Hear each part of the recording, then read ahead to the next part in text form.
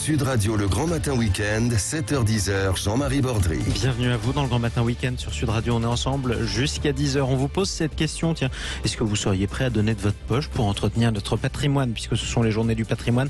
Continuez à voter, vous réagissez, vous êtes très nombreux à réagir sur Twitter. Pour l'instant, vous répondez non, à près de 70% d'entre vous. Dans quelques minutes, Sud Radio refait sa déco avec Sandrine Debrune, directrice de la rédaction de Maison Créative, qui va vous proposer un petit tour de piste des meilleures solutions qui, en quelques clics, peuvent transformer votre maison en un espace de rêve. Mais avant ça, le rêve, c'est la mémoire. Le rêve, c'est la mémoire, c'est le patrimoine. Et c'est le patrimoine qui est à l'honneur d'ailleurs toute la journée. On en parle avec nos deux invités à deux coins différents de ce magnifique pays. D'abord, on file dans le Cher. Bonjour à vous, François Gréau. Bonjour. Vous êtes délégué départemental de la Fondation du patrimoine dans le Cher. Vous allez nous présenter une magnifique maison médiévale. C'est à Sancerre, dans une ville non moins magnifique. D'ailleurs, une ville viticole. On est évidemment dans le Val-de-Loire.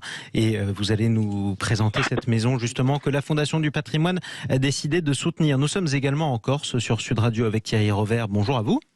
Bonjour. Vous êtes chargé de mission pour la délégation Corse de la Fondation du patrimoine. Vous allez nous présenter vous-même le Palazzo de Belgodère. C'est en Haute-Corse, deux bâtiments qu'on peut évidemment soutenir en cette journée du patrimoine. Si vous le permettez, je vais commencer avec vous. D'abord François Gréau, parce qu'on est à Sancerre. La ville est absolument sublime. Je vais vous proposer de la décrire d'ailleurs, parce qu'il n'y a pas qu'un seul monument à Sancerre. Effectivement, la ville est superbe. Elle est bâtie sur un piton qui domine la vallée de la Loire d'un côté et puis toutes les vignes qui sont tout autour du village. Et c'est un site magnifique et historique, bâti depuis très très longtemps. Absolument, avec des maisons médiévales qui sont assez nombreuses. D'ailleurs, on va en parler avec vous. Oui, des rues étroites, enfin, ça a beaucoup de cachets, disons. Beaucoup de charme. Et hélas, beaucoup du bâti de Sancerre a besoin d'être restauré, et il y a un plan d'ensemble qui est d'ailleurs lancé par la mairie dans le cadre des petites cités de caractère, des petites villes de demain, enfin pour essayer de rendre sa beauté au site et surtout de restaurer ces maisons pour les rendre pérennes, disons. De le pérenniser, exactement, de pérenniser ces monuments. C'est pour ça que vous avez choisi avec la Fondation du patrimoine une de ces maisons médiévales à Sancerre. Elle est très belle, vous allez nous la décrire dans un instant. On retourne en Haute-Corse pour parler de ce palazzo de Belgodère avec vous, Thierry Rovert. C'est une demeure bourgeoise en quelque sorte avec une magnifique vue.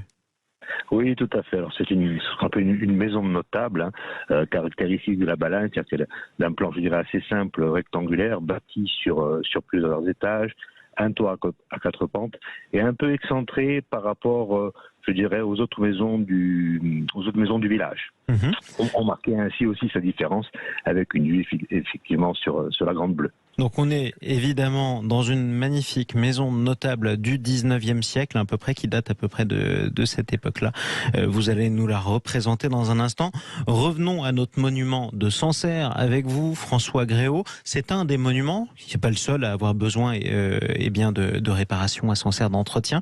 Mais celui-ci, on va d'abord le décrire. Pourquoi cette maison médiévale particulière, avec notamment cette tour à escalier? Voilà, c'est une maison qui a été bâtie au XIVe siècle et au XVe, elle a été agrandie et elle comporte effectivement une tourelle d'escalier qui est magnifique et qui desservait donc les étages.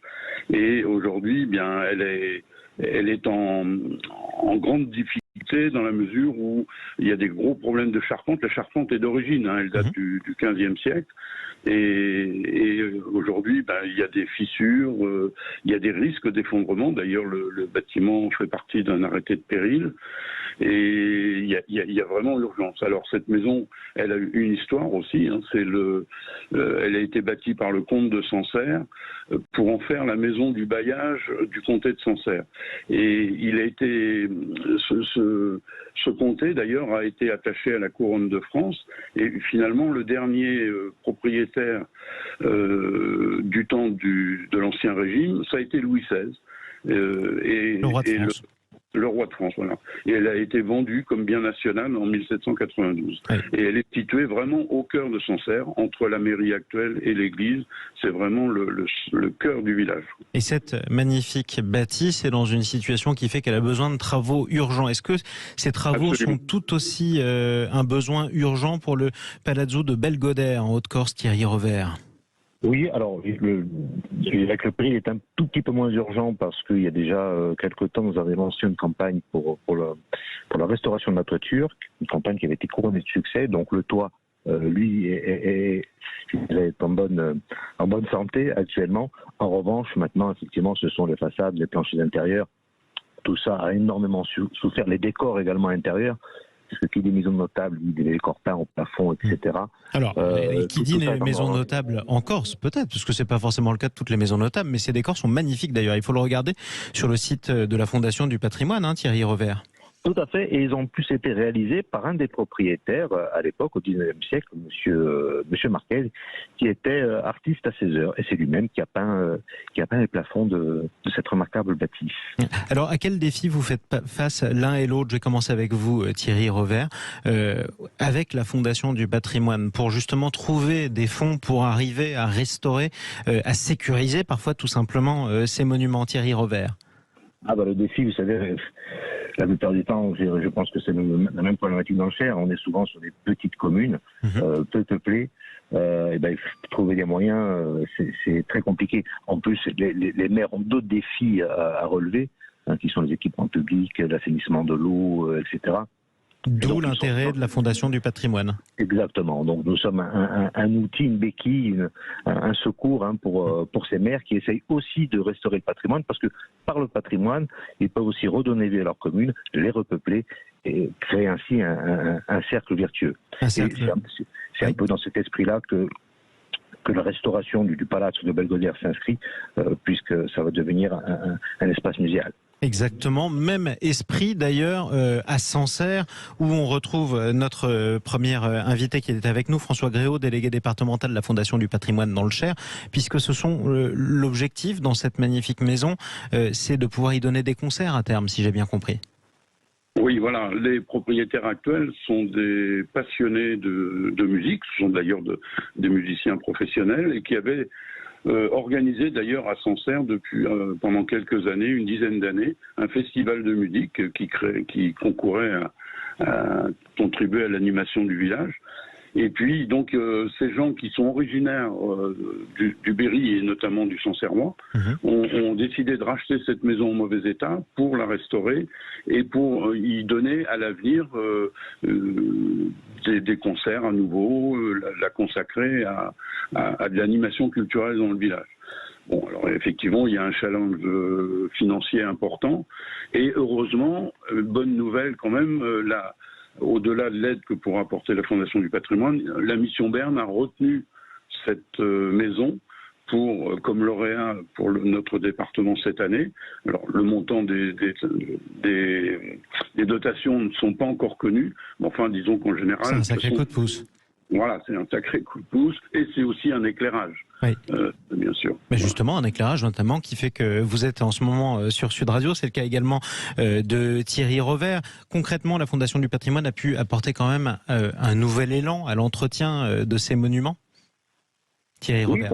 Oui, complètement. Mais c'est notre mission au quotidien, c'est notre travail de fourmi, alors qui est mis en lumière effectivement de manière assez régulière dans le cadre des Jeunes Européennes du patrimoine et par l'annonce aussi régulière des lauréats chaque année de la mission. Et donc le Palazzo de Belgodère est lui aussi projet départemental pour la Haute-Corse pour cette année 2022. Et oui, effectivement, ça met en lumière à la fois la commune, notre action. Voilà, tout également les associations qui travaillent avec nous. Absolument. Et tous les passionnés. Tout ce patrimoine. C'est important. On va terminer par vos conseils à l'un et à l'autre d'ailleurs. Je suis en Haute-Corse. Supposons que je sois en Haute-Corse aujourd'hui. Je veux profiter de ces journées du patrimoine, Thierry Revers. On a parlé de ce Palazzo de Belgodère. Est-ce que vous avez d'autres conseils qui sont très nombreux sans doute à nous donner ? Alors, je vais me faire plein de nids parce que je ne vais pas tout vous citer. La question piège. La catastrophe. Alors, allez, aussi Bastia. Allez visiter le musée de Bastia. Allez visiter les églises baroques de Bastia. Donc, d'ailleurs, pour certaines, nous sommes également en recherche de financement. Voilà, il y a tout plein de choses à voir, mais là c'est le cœur du Bastiais qui a parlé, c'est pas très juste pour les autres. C'est pas grave, vous avez le droit d'être Bastiais quand même. Les autres vous pardonneront. Dans le Sancerrois, pareil, on l'a dit, cette ville est absolument sublime. François Gréau, vous avez un coup de cœur peut-être à nous proposer, un autre coup de cœur? Alors, juste à proximité de Sancerre, à Bouleret exactement, il y a le château de Burenlure, qui est un château magnifique qui est resté dans son jus médiéval.